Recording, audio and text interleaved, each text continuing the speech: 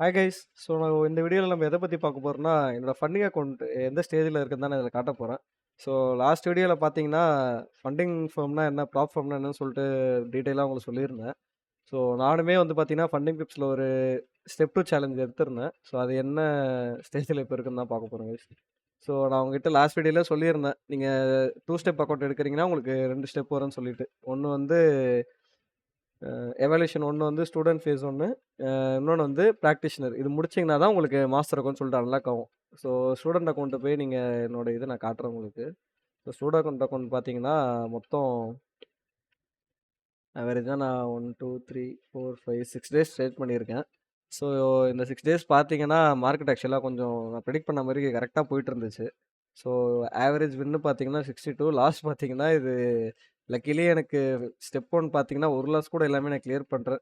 Win ratio வந்து 100% இருந்தது. ஆவரேஜாக பார்த்தீங்கன்னா $100 தான் எடுத்திருந்தேன் எல்லாத்தையுமே ப்ராஃபிட்டு. இது மட்டும் ஒரு ஹையஸ்ட், இது மட்டும் கொஞ்சம் நல்லா ஹோல்ட் பண்ணியிருந்தேன். அதனால் இது ஒரு சூப்பர் ப்ராஃபிட் வந்துருந்துச்சு. ஸ்டெப் 1 முடிஞ்சிருச்சு. இதுலேயே ஸ்டெப் 1 பார்த்தீங்கனாலே 8% இதில் ப்ராஃபிட் டார்கெட்டு. நான் சொல்லியிருந்தேன்ல ஸ்டெப் 1னா 8%, ஸ்டெப் 2னா வந்து 5% சொல்லிட்டு. ஸ்டெப் 1 8% டார்கெட் டன்னு. இது முடிஞ்சிருச்சு. இதுவுமே பார்த்தீங்கன்னா, இங்கே நீங்கள் கிளிக் கொடுத்தீங்கன்னா சர்டிஃபிகேட் வந்துரும் உங்களுக்கு. இதில் நீங்கள் சர்டிஃபிகேட் போய் பார்த்துக்கலாம். ஓகேங்களா? அடுத்தது வந்து ஃபேஸ் 2 வந்து ப்ராக்டிஷனர். இதுவும் பார்த்தீங்கன்னா, நான் இன்னைக்கு வீடியோ 21 ஜான் ரெக்கார்ட் பண்ணுறேன்னா, இன்னைக்கு தான் இது கிளியர் ஆச்சு இந்த அக்கௌண்ட்டுமே. இது வந்து பார்த்தீங்கன்னா, இன்னும் ரிவ்யூவில் இருக்குது. ஒரு 2 டேஸ் கழிச்சு எனக்கு மாஸ்டர் அக்கௌண்ட் வந்துரும். இது பார்த்தீங்கன்னா 5% டார்கெட் பண்ணோம். 5.57% நான் பண்ணிட்டேன். இதுவுமே பார்த்தீங்கன்னா, இதில கொஞ்சம் 2 லாஸ் ஆயிடுச்சு. இது ஏன்னு சொல்லிட்டு பார்த்தீங்கன்னா, இந்த 2 நாளுமே வந்து நியூஸ் இருந்துச்சு. மேக்ஸிமம் பொதுவா வந்து நியூஸ் டைம் அப்போ ட்ரேட் பண்ணக்கூடாது. ஏன்னா ரொம்ப மார்க்கெட் வந்து வாலடைலா இருக்கும். பட் நான் சரி என்னதான் பண்ண முடியும்னு சொல்லிட்டு ட்ரை பண்ணி பார்ப்போம்ன்னு பார்த்தேன். ட்ரை பண்ணதுக்கு போட்டு செஞ்சு விட்டுருச்சு. பட் ஸ்டில் அந்த 2 நாளுக்கு அப்புறம் பார்த்தீங்கன்னாலுமே எதுவும் பெருசா லாஸஸ் இல்ல. எல்லாமே இது பண்ணிட்டு 5% கிளியர் பண்ணிட்டேன். இதில வின் ரேஷியோ பார்த்தீங்கன்னா 74% வந்துருச்சு. 74%. இதில மேக்ஸிமம் பார்த்தீங்கன்னா, நீங்க ஸ்டெப் 1ம் சரி, ஸ்டெப் 2வும் சரி கைஸ். நான் வந்து ஃபுல்லாவே வெறும் கோல்டு மட்டும் தான் ட்ரேட் பண்ணேன். நீங்க ஃபாரெக்ஸ் இதுன்றப்போ இதில நீங்க XAU கோல்டு இருக்கு. அது இல்லாம யூரோ USD, JPB நெறைய ட்ரேட் பண்ணலாம்.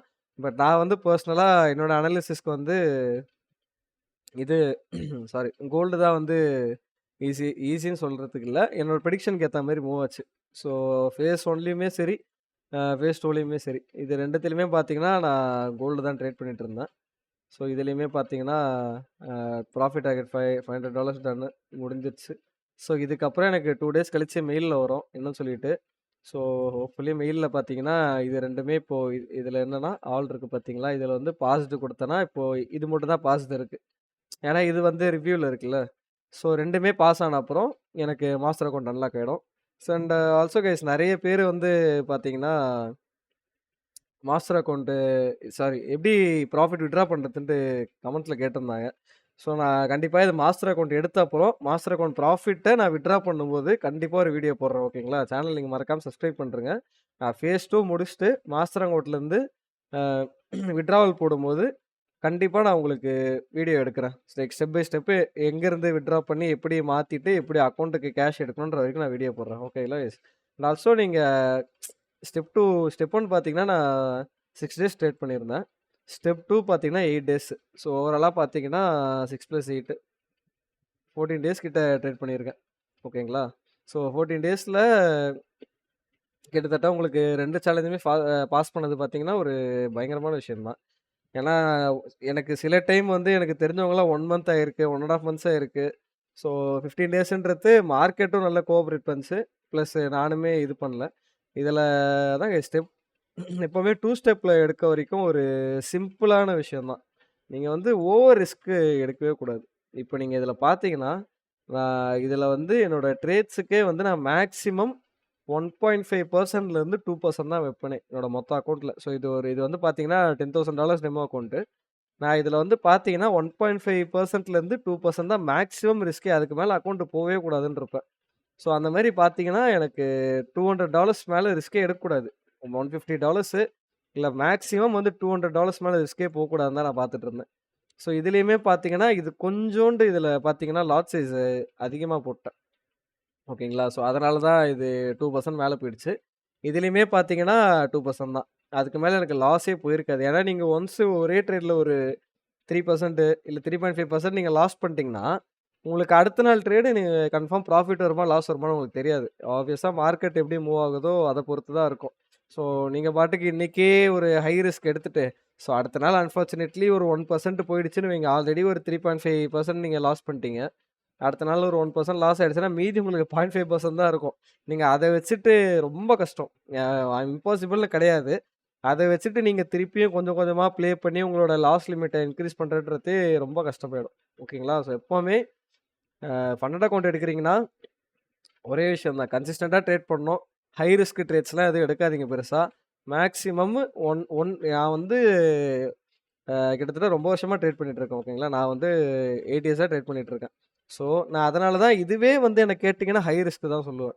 ஓகேங்களா? எனக்கு வந்து நான் ரொம்ப நாளா ட்ரேட் பண்ணதுனால எனக்கு ரிஸ்க்க ஹேண்டில் பண்ண தெரியும். ப்ளஸ் நான் இதிலேயே ஒரு 3% ரிஸ்க் நான் பண்ணியிருக்கேன். சப்போஸ் 200 பதிலா 3% நான் பண்ணியிருந்தாலுமே, அடுத்த நாள் எனக்கு பொசிஷன் சைஸ் நான் மாத்தி, திருப்பி என்னோட பழைய லாஸ் லிமிட்டுக்கு எடுத்துட்டு வர தெரியும். ஸோ நீங்க புதுசா பண்றீங்கன்றப்போ, 1% மேல ரிஸ்கே எடுக்காதீங்க. ஸோ 1%னா ஐ மீன் $10,000 அக்கவுண்ட்டுக்கு $100 மேல ரிஸ்கே போகாம பார்த்துக்கோங்க. என்ன நீங்க வந்து ஒரு 10 நாள்ல பண்ண வேண்டியது ஒரு 20 நாள் ஆகும் உங்களுக்கு சேலஞ்ச் கம்ப்ளீட் பண்ண. பட் எண்ட் ஆஃப் த டே உங்களுக்கு நீங்க யோசிச்சு பாருங்க $60 கட்டுறீங்க. அதுக்கு $10,000 அக்கவுண்ட் உங்களுக்கு வருது. ஸோ நீங்க அத பாஸ் பண்ணி முடிச்சப்புறம் நீங்க அதுக்கப்புறமா ஒரு 10% பண்ணாலுமே, உங்களுக்கு $1,000 கிட்ட ப்ராஃபிட் வருது 1 மந்த்துக்கு. நீங்க பே பண்ணது என்னமோ $60 தான். பட் நீங்க $1,000 பே அவுட் எடுத்தீங்கன்னா, அந்த $60 ஒண்ணுமே கிடையாது. கரெக்ட்டுங்களா? ஸோ ப்ராப்பரா ஸ்லோவா ட்ரேட் பண்ணுங்க. Sorry guys. ஸோ ப்ராப்பரா ஸ்லோவா ட்ரேட் பண்ணுங்க. ரொம்ப ஹரி பண்ணாதீங்க. ஸோ உங்களுக்கு ப்ராப்பரா பண்ண தெரிஞ்சீங்கன்னா, ஃபண்டட் அக்கவுண்ட்லாம் ஈஸியா பாஸ் பண்ணலாம் கைஸ். ஸோ கண்டிப்பா அடுத்த வீடியோல நான் உங்களுக்கு எப்படி வித்ட்ரால் பண்றதுன்னு போடுறேன். Thank you.